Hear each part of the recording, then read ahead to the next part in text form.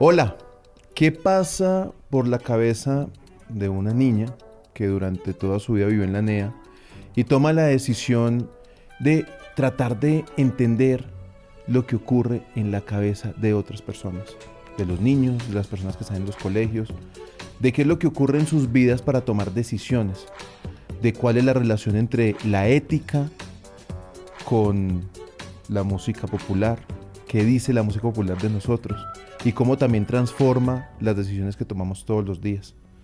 Nuestra invitada de hoy habla de muchas cosas, de ciencias sociales, de psicología, de salud mental, de música y de, bueno, tal vez haber querido ser cantante en algún momento de su vida.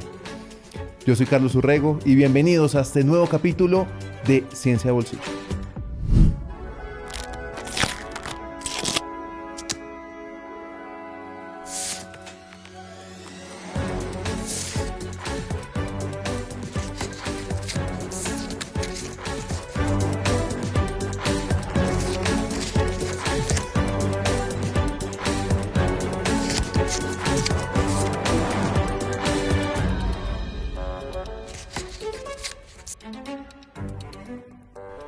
Nuestra invitada es Sandra Constanza Cañón Buitrago.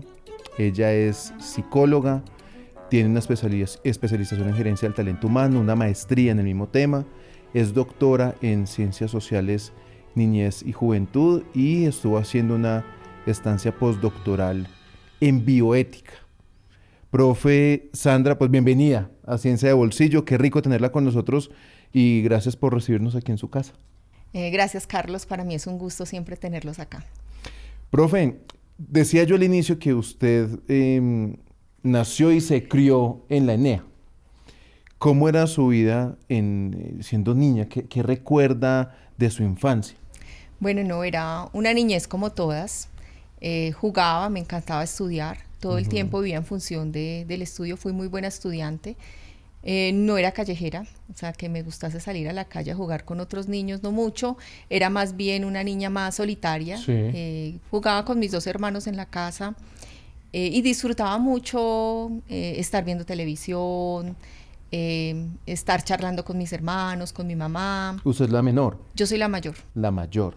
Entonces siempre fui como también una figura ¿De de autoridad? autoridad y de cuidado con mis dos hermanos. Entonces todo el tiempo estaba ahí, era como pendiente de ellos. Su papá estadista, su mamá ama de casa, aunque fotógrafa. ¿Cómo era esa relación con sus papás? La relación con mis papás siempre fue excelente. Mi papá ya murió, desafortunadamente va a ser 2 años, pero todo el tiempo que compartí con mi papá fue mi cómplice.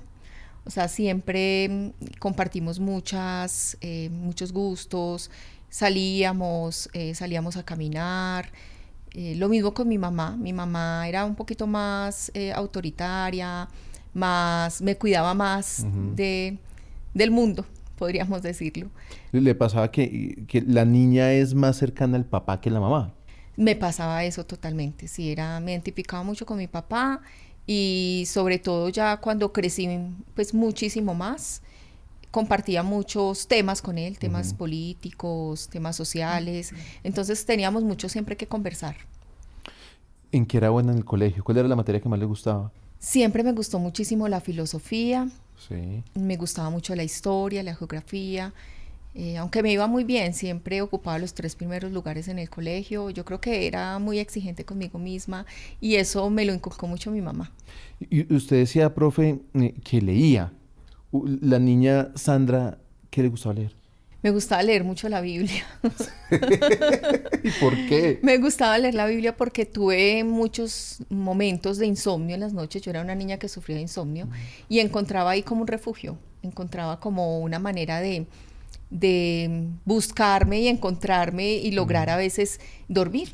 ¿Pero eso es ser religiosa? No, yo lo veía más como por el tema de la espiritualidad, aunque en ese momento pues yo no comprendía muy bien qué era una cosa o la otra, Sí. pero sí creo que lo que había era como una búsqueda espiritual. ¿Qué recuerda de la Biblia? Sí, recordando en ese momento, ¿qué le quedó? Recuerdo, por ejemplo, los salmos que de cierta manera ayudan como a encontrar uno refugio en Dios. esa creencia que lo apega a uno a la vida y que le ayuda de pronto a superar momentos de miedo, aunque también en la Biblia hay catástrofes y cosas. Tiene momentos fuertes. Tiene momentos fuertes. Yo me pegaba como en lo bonito, ¿cierto? Recuerdo, por ejemplo, mucho cuando, no me acuerdo si era Lot, bueno, en lo de...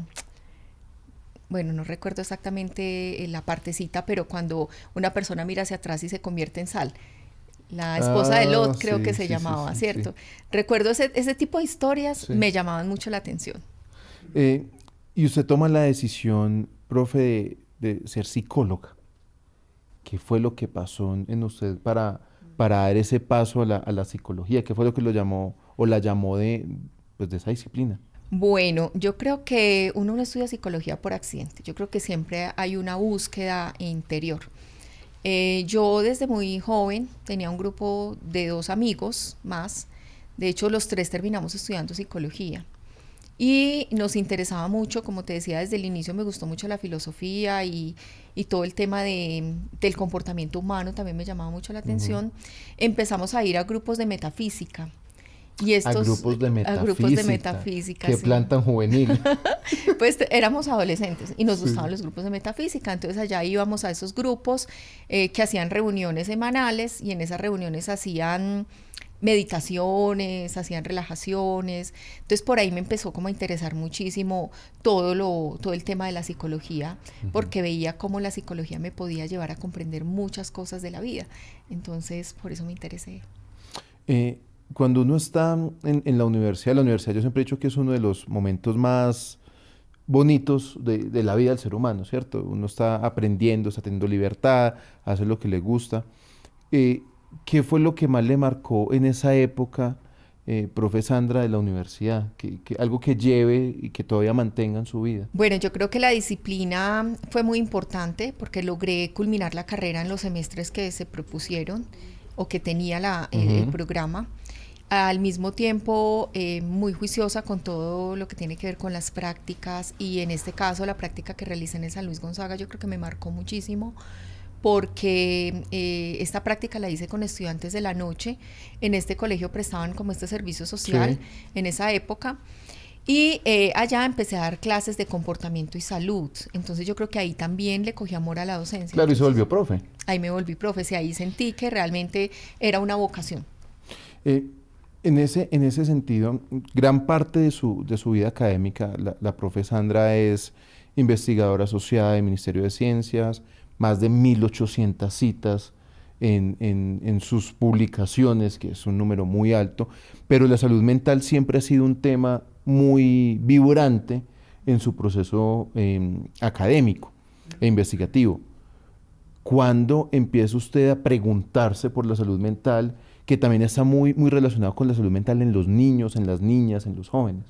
Bueno, yo creo que desde que empecé a estudiar psicología, pero como que yo haya hecho un clic ya con el tema de salud mental y más con lo relacionado con el suicidio fue cuando me fui a hacer un proyecto de investigación apenas empezando en la clínica psiquiátrica. La Universidad de Manizales me manda a la clínica psiquiátrica a hacer como un apoyo en asistencia y al mismo tiempo hacer investigación allí. Allí duré 2 años en una clínica, allá se trabaja o en ese momento se trabajaba por clínicas, estuve en la clínica de ansiedad, depresión y suicidio y ahí trabajaba con pacientes que tenían esas 3 características. E hice una investigación de una caracterización de los pacientes que llegaban ahí a esa clínica. Entonces ahí fue cogiéndole como mucho más amor a todo este tema de salud mental, más que a la enfermedad, sino más que cómo trabajar todos los factores que nos ayudan a ser protectores para la salud mental. ¿Qué encontró, profe, en esos primeros acercamientos a la investigación con esas personas que iban con esas características? ¿Qué recuerda? ¿Qué fue lo que le llamó la atención de esas personas que llegaban pues a la clínica? Pues que casi siempre eran reincidentes, o sea, eran los mismos, iban y volvían. Encontré también que habían muchas situaciones de índole social que tenían que ver con su situación de enfermedad mental y que no se manejaban. Que aunque en la clínica se hacía psicoterapia, se trabajaba con trabajo social, con terapia ocupacional, no era suficiente porque pues la persona volvía nuevamente, o sea, no se cambiaba su Claro, entorno no se social, supera la dificultad. no se supera su dificultad porque pues seguían en situaciones de pobreza, de falta de oportunidades, aunque no podríamos decir pues que todos estaban en las mismas circunstancias, pero era una pauta que yo veía que siempre se presentaba con estas personas y el manejo que se daba, porque pues yo pienso que lo que era preponderante allí era el manejo psiquiátrico. Más que el psicoterapéutico, porque Claro. lo psicoterapéutico se daba mientras estaban allá internados Y los mandaban con medicamentos y para se la casa. mandaba con medicamentos para la casa y un control por psicoterapia, pero no era una psicoterapia constante, precisamente porque también esto depende del sistema de salud. Claro. Y las dificultades económicas, sociales hacen pues que no se pueda ir al psicólogo cuando uno lo necesita, sino Totalmente. cuando puede. Y los determinantes sociales, porque pues esos determinantes sociales que tienen que ver con las formas en que yo vivo y todas esas características que tiene mi forma de relacionarme con la salud, con el empleo, con lo político, bueno, con todo lo que me rodea, pues yo siento que no eran muy tenidas en cuenta para todos los tratamientos. Profe Sandra, cuando uno trabaja temas de salud mental, cuando uno está en una clínica, uno encuentra muchas historias, ¿cierto? Y se da cuenta de tal vez uno en la burbuja en la que uno vive. En todos estos años de proceso, ¿qué paciente recuerda? ¿Qué historia recuerda que tal vez cambió a Sandra? Bueno, yo recuerdo esto, pero no en la clínica psiquiátrica. O sea, yo allá los pacientes que tuve, pues siempre eran casi siempre por lo mismo, como les dije ahorita, pero que yo sienta que me haya marcado a mí una narrativa, una historia biográfica de una persona que haya tenido algunas de esas situaciones. Yo creo que fue en la tesis doctoral que hice con estudiantes de un colegio que eran adolescentes y trabajé con 3 historias y esas 3 historias yo creo que marcaron mi vida. Hablemos de ese trabajo que termina siendo un libro. Fue en Chinchiná, ¿no? La Sí, eso investigación. fue en Chinchiná, fueron narrativas autobiográficas, donde trabajé 3 categorías, una que era la micropolítica, el intento de suicidio y el cuerpo. Que claro, cuando uno habla de autobiografía ellos contaban su historia, lo que habían vivido. Sí, Su era una experiencia narrativa vital. autobiográfica, era un relato de ellos sobre su historia. Contaban no en un momento cronológico, sino como les llegara a su cabeza. Y fue muy bonito porque ellos abrieron mucho para contar su historia, confiaron en mí, pero esto fue también debido al tratamiento que yo le di, al acercamiento con estos jóvenes, porque fue un cuidado totalmente ético donde me importaba mucho la otra persona que estaba allí. Entonces yo creo que eso ellos lo sintieron y por eso abrieron toda su vida como un libro para que yo pudiese comprender muy bien su vida. ¿Para qué sirve escuchar esos relatos en términos científicos? Bueno, eso sirve muchísimo para comprender la subjetividad, porque es que si estamos hablando de los intentos de suicidio, casi siempre lo que hemos encontrado y que también me ayudó a mí esta investigación para cambiar mi paradigma es que se trabajan muy desde lo epidemiológico, muy desde lo cuantitativo, muy desde el factor de riesgo a nivel general. Sí, aumentó 5%, bajó el 12%. Exactamente, y lo intentos de general, suicidio. ¿cierto? Sí. Y esas características y esas variables generales, que son muy del lado cuantitativo. Cuando uno trabaja lo cualitativo con la persona, puede comprender la subjetividad, dado que en este caso no hay 2 suicidas iguales. Entonces, desde lo epidemiológico, puede que todas las personas se corten, como se dice en el argot popular, con el mismo rasero. Sí. Pero finalmente cuando yo voy a la subjetividad, puedo comprender muchísimo más que hay en ese ser, que hay en ese sujeto, y qué fue lo que lleva a esa persona a tener un intento de suicidio. Eran jóvenes de un colegio que habían tenido intentos de suicidio. Eran jóvenes, sí, eran jóvenes entre los 15 y 18 años, porque en ese momento eso era lo que nos decía el Civigila de Manizales y en departamento de Caldas, que los intentos de suicidio estaban más en ese rango de población. Qué difícil, profe, sentarse a hablar uno con una persona de 15 o 16 años que intentó quitarse la vida. ¿Cómo fue ese acercamiento? ¿Cómo hizo usted para acercarse a estos jóvenes? Uno, pues, para que le contaran esa parte tan compleja de lo que habían vivido, pero 2, ¿cómo uno no termina como enganchado también? Bueno, eso es una muy buena pregunta porque Hay que saber llegarles. Yo creo que ellos necesitan la confianza para poder abrirse y sentir que no están siendo usados, sino que realmente uno tiene un interés genuino en ellos. Para eso yo ideé una metodología inicialmente para el acercamiento, y fue que creé un picnic. Entonces yo los invitaba a un picnic, a cada uno cuando ya los tenía seleccionados, porque primero para la selección tuve que hacer un primer encuentro con muchos chicos del colegio, los invité a una conversación sobre la vida y la muerte, y ahí pues de acuerdo a unos criterios de inclusión y de exclusión seleccioné los que quedaron. Sí. Estos que quedaron, yo me alejé. Uno de los criterios de exclusión era que no hubiesen tenido algún diagnóstico de enfermedad mental.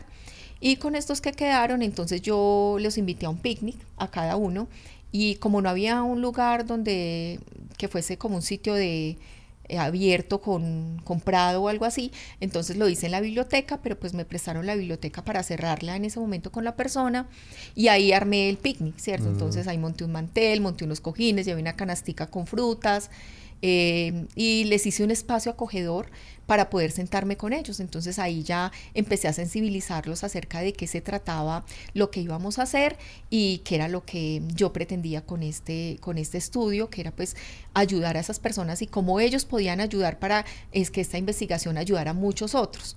¿Y qué decían estos jóvenes sobre la vida y la muerte? Porque no es algo que uno piense mucho de preguntarle a alguien de 15 o 16 años sobre eso. Y claro, termina siendo ese factor que usted dice, el rol político, porque también esa voz dice algo de lo que ocurre, ¿no? Sí, totalmente. O sea, ellos sobre la vida y la muerte decían que en este país no importa la vida y la muerte, por ejemplo. Que con las drogas, que con todo lo que pasa alrededor, con la pobreza, pues que todo y la violencia, todo el tiempo estamos en riesgo de muerte. Y eso es lo que los jóvenes perciben.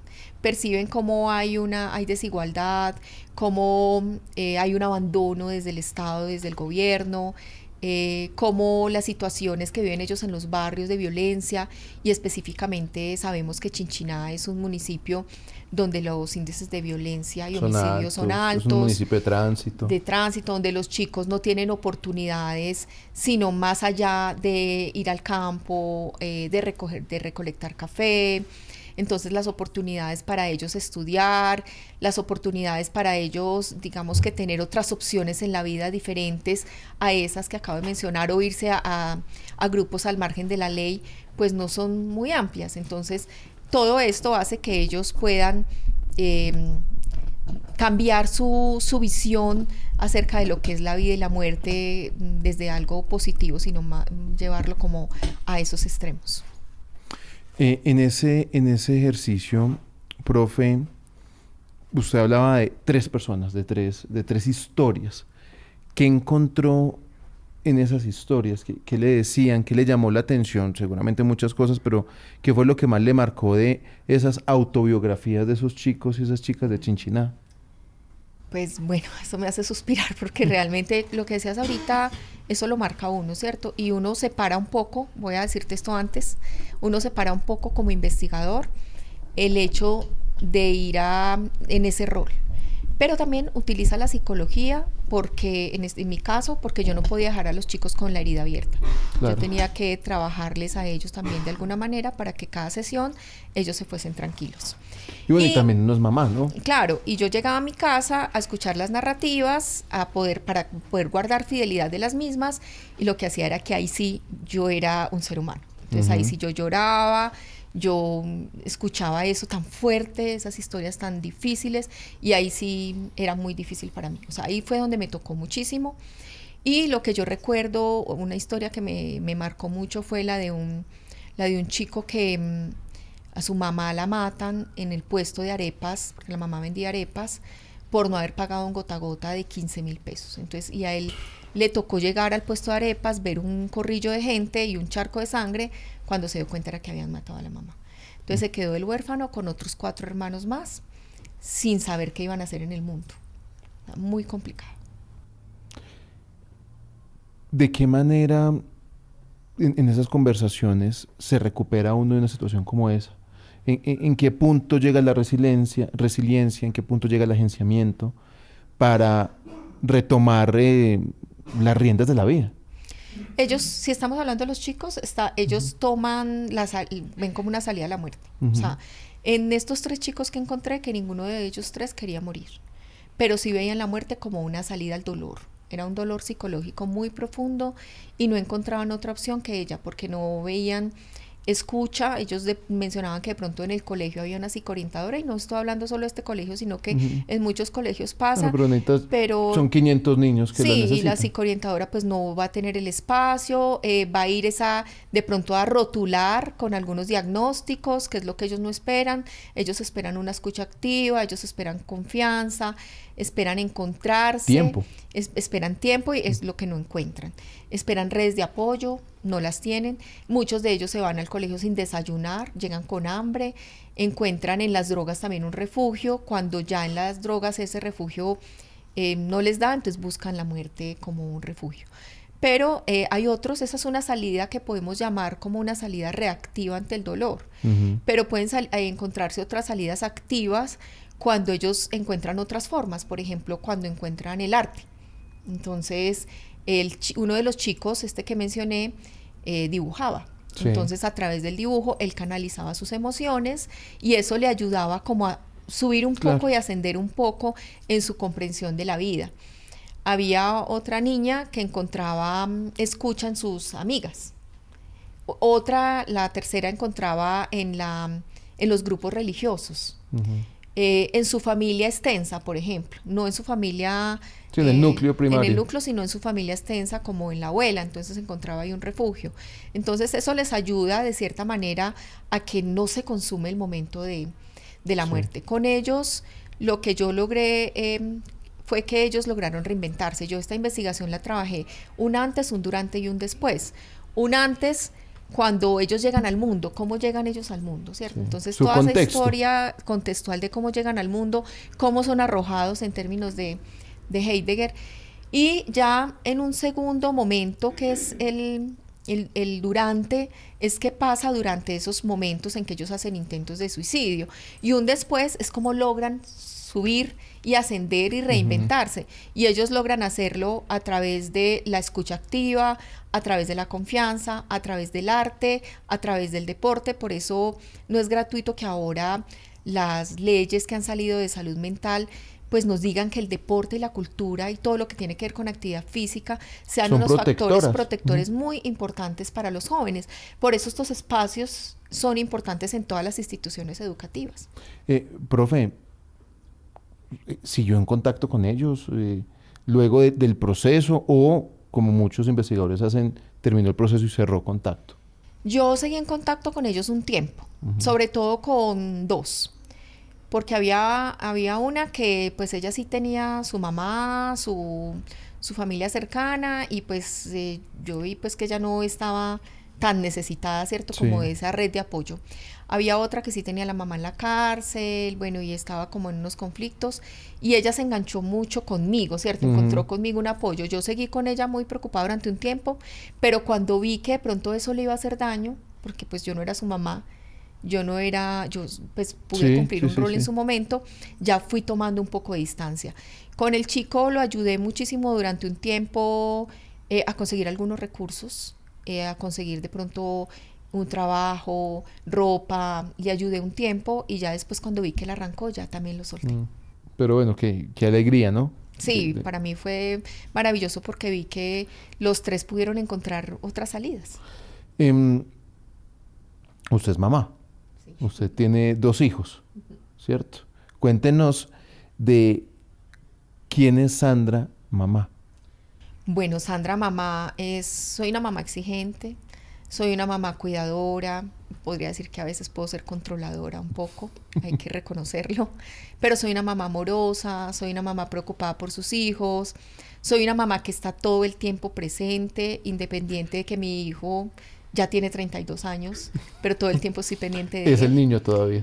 Para mí es mi niño todavía. Lo mismo mi niña, ¿cierto? Todo el tiempo estoy pendiente de ella, de cuidarla, no de sobreprotegerla, porque estoy consciente también que a los hijos hay que soltarlos, pero sí estar presente como mamá. Es difícil, profe, cuando uno es psicóloga en su caso, pero también mamá, es decir, cómo ese punto medio de aquí estoy haciendo de mamá o aquí estoy haciendo de psicóloga, ¿cómo lo maneja? Bueno, yo creo que uno totalmente no se desliga de su profesión. Pero sí trato de manejarlo. A veces incluso yo también he tenido mi propio proceso psicoterapéutico. Entonces yo tengo también mi psicóloga, porque hay un psicólogo que le ayuda a ver a uno las cosas que uno no ve. Entonces yo como ser humano también hay cosas que yo no veo. Entonces con esta psicoterapeuta pues me ayudo también en algunos momentos como ser humano. La psicología me sirve para actuar de determinados momentos en algunas cosas, pero no siempre. ¿Usted quería ser mamá? ¿Siempre había querido ser mamá? Siempre había querido ser mamá. ¿Qué cambió en su vida luego de su primer hijo? Pues fue complejo porque mi primer hijo fue totalmente deseado, pero no planeado, ¿cierto? Yo lo deseé muchísimo desde que quedé en embarazo, pero pues no fue algo planeado, fue algo que me sucedió. De hecho, yo esto lo cuento en mi libro, porque yo también en el libro pongo mi propia narrativa autobiográfica, porque es una manera en que yo me encontré con los chicos. Claro, contando su historia. Contando mi historia. Y con mi primer hijo me tocó asumir responsabilidades muy joven, porque yo tenía 20 años, y 20 años hace 32 años, pues era un contexto diferente al que tenemos actualmente. Entonces, en ese momento me tocó trabajar, porque yo era ya responsable de una vida, entonces trabajar y salir adelante y lucharla por ese hijo y por esa vida que tenía a mi cargo. Entonces yo creo que eso fue lo que cambió, que tuve que asumir responsabilidades de persona adulta mucho más rápido. Pero usted era fiestera. Claro, no, eso sí no lo dejé. ¿Le gustaba la rumbita? Me gustaba la rumba, salía, además que fue una época porque yo estudié psicología teniendo ya mi hijo. Entonces, pues era joven. Mi mamá me ayudaba a cuidar a mi hijo, no siempre, porque ella también era un poco rígida con este tema, pero sí me ayudaba a cuidar a mi hijo y yo salía de rumba con mis compañeros de universidad. ¿Y a usted le gusta la salsa? Me encanta la salsa, me gusta bailar salsa. ¿Pero es buena bailarina? Sí, yo creo que sí. Me gusta el Gran Combo de Puerto Rico, la salsa de antaño, me encanta. ¿Cuántos años lleva casada, profe? Llevo 18 años de casada. Bueno, eso se lo he preguntado a un par de invitados. ¿Cuál es la clave? ¿Cuál es el secreto para estar 18 años felizmente casada? Yo creo que la clave es aterrizar las expectativas que uno tiene frente al otro.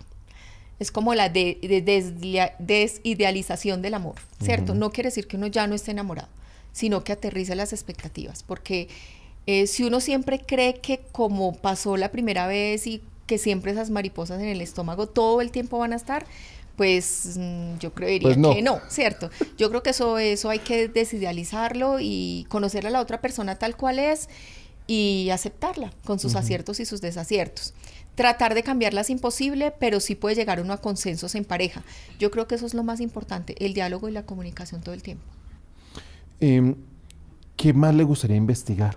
¿En qué está? ¿Qué está pensando ahora? ¿Qué preguntas tiene? Bueno, yo creo que continuar investigando sobre el tema del suicidio obviamente no se agota. Y todo sobre salud mental es un tema inagotable. Creo que eso, pero además ahora que estoy en la Dirección de Desarrollo Humano, me interesa muchísimo seguir trabajando con jóvenes. Yo creo que yo me identifico muchísimo con los jóvenes, con sus problemáticas, pero asimismo con los jóvenes dentro del mundo laboral. Eso me gusta muchísimo. Claro, y estas nuevas generaciones se enganchan distinto a los trabajos. Por lo menos sí piensan el mundo laboral muy diferente a nosotros, por ejemplo. Totalmente. Yo le había dicho, profe, ya para ir cerrando, vamos a hacer un ejercicio de 3 cosas muy rápidas. Y la primera es que le había pedido un objeto, que dijera algo de usted y la puse a pensar y al final se decidió por este que tenemos aquí. Que lo voy a poner en esta cámara para que lo vea. Acá. Profe, esta foto, primero cuéntenos quiénes están ahí. Bueno, en esta foto estamos mi papá y yo. Es como de los años 70, más o menos. Sí. Me gusta muchísimo esta foto que mi papá me lleva de la mano. Como Don decía, Fernando. Don Fernando. Desde que estaba pequeña me identifiqué mucho con mi papá, con sus intereses. Entonces me gusta mucho eso, ir de la mano de mi papá. ¿Qué siente cuando ve esa foto? Siento alegría, mucha alegría. O sea, nostalgia obviamente porque ya no lo tengo presente y no lo puedo abrazar, pero lo guardo en mi corazón. Lo amo profundamente, me gusta su forma de vestir en la foto, Sí, ¿cierto? sí, tiene Ese una look pinta. de los años 70, me encanta la ropa que yo llevo porque era ropa que mi mamá me hacía. Qué lindo. Entonces, eso también me parece muy bello y mucho más, pues Manizales, o sea, yo soy manizaleña y amo mi ciudad, entonces eso me encanta. Muy linda foto. Las fotos, profe, lo llevan a uno siempre a algún lado, ¿no? Yo creo que esa es la magia de esto. Em, Profe, ¿a qué huele su investigación? ¿A qué huele la ciencia que usted ha hecho? Huele a dulce, A dulce. a ¿Por qué? dulce. A dulce porque yo creo que el dulce nos ayuda Ujú. a pegarnos un poquito de lo que queremos. Y a eso huele mi investigación porque cada vez me motiva muchísimo más. ¿A usted le gusta el jazz, la música de banda, la salsa, el rock en español? Piense en una canción que la haga pensar en su ciencia. Que usted diga, o a mí me gusta trabajar con esta canción, o me relaciono de alguna manera con esta canción, con lo que yo hago. Bueno, la canción que se me viene a la mente es Un verano en Nueva York, Ujú. porque habla de diversión. Y yo creo que la investigación debe ser eso, debe ser diversión.